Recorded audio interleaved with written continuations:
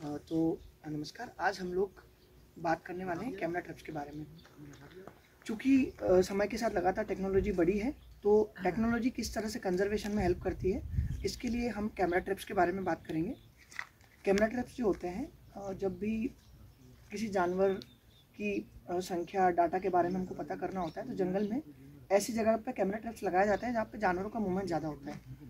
India में जब tiger estimation किया जाता है, जो कि हर 4 साल में होता है, तो वो सिर्फ टाइगर एस्टिमेशन नहीं होता है, उसमें विभिन्न जीवों की गणना की जाती है। तो पहले पगमार्क का सेंसस होता है, उसके बाद में जिस जगह पर पगमार्क्स ज़्यादा मिलते हैं, जानवरों की मूवमेंट ज़्यादा होती है, वो चाहे हर्बीवोरस हो या कार्निवोरस हो। चूँकि हमने देखा गया है कि टाइगर के जो कब्स होते हैं और एक बड़ा लेपर्ड होता है, उनके पगमार्क्स काफ़ी सिमिलर होते हैं।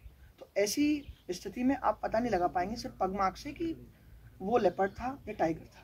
और कुछ बिल्लियाँ और कुछ जानवर जैसे कि रस्टी स्पॉटेड कैट हो गई, इंडियन सिवेट हो गए, या कुछ ऐसे जानवर होते हैं जो रात में ही एक्टिव होते हैं, जिनको दिन में देख पाना संभव नहीं होता है, या कुछ जानवर इतने शाय होते हैं कि वो निकलते ही नहीं हैं।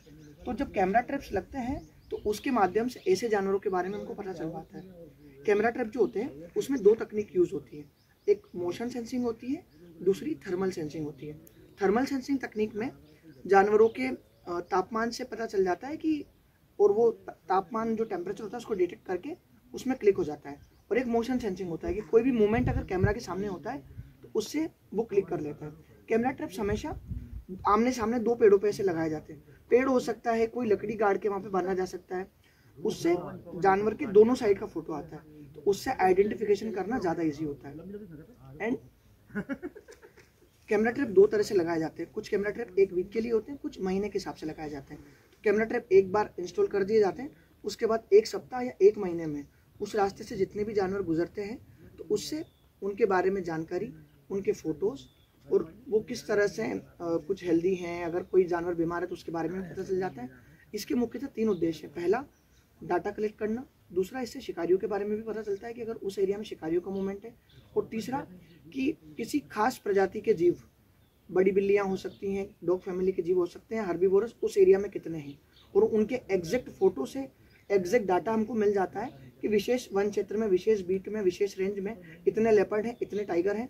बाद में उन फोटो को अलग अलग करके सेग्रीगेट करके हम लोग डाटा तैयार कर सकते हैं।